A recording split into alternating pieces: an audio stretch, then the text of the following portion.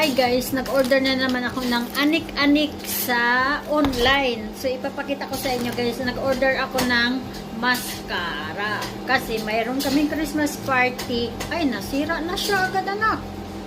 Ayan. Ay, hindi. Ayan guys, okay ba yan? Oh. Ang dami ko na namang anik-anik na in-order. Tapos nag-order ako ng pang-winter na pantalon na hindi malamig, para hindi malamig.